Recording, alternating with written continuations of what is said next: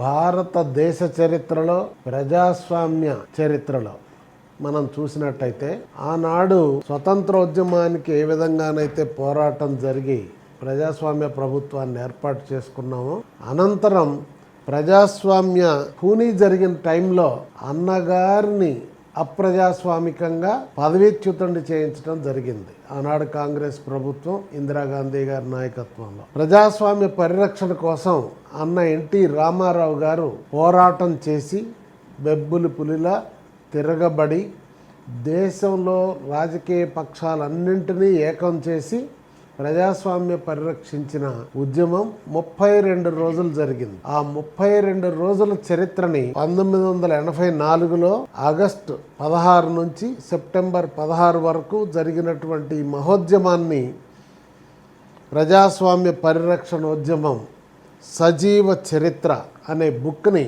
ఇటీవలనే నారా చంద్రబాబు నాయుడు గారు, మన ప్రియతమ నాయకుడు, ఆంధ్రప్రదేశ్ ముఖ్యమంత్రి గారు, అలానే మాజీ ఉపరాష్ట్రపతి శ్రీ వెంకయ్య నాయుడు గారు విజయవాడలో ఆవిష్కరించడం జరిగింది. దాని యొక్క ఆడియో ప్రతిని టీజర్ ఈరోజు మా అన్న ఎన్టీఆర్ లిటరేచర్ కమిటీ సలహాదారు మిత్రులు రామకృష్ణ బాబు గారిని లాంచ్ చేయవలసిందిగా కోరుతున్నారు.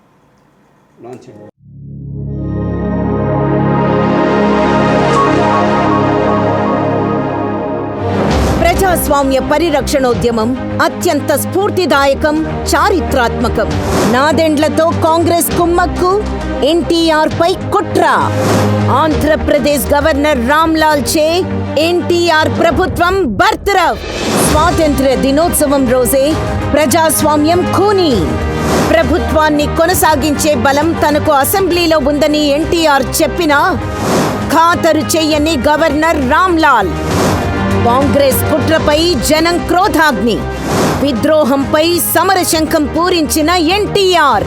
గవర్నర్ రామ్లాల్ రాజీనామా. ఎన్టీఆర్ కి మద్దతుగా ఏకమైన కాంగ్రెసేతర ప్రతిపక్షాలు.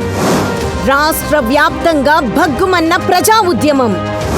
రాష్ట్రపతి ముందు ఎమ్మెల్యేల పరేడ్.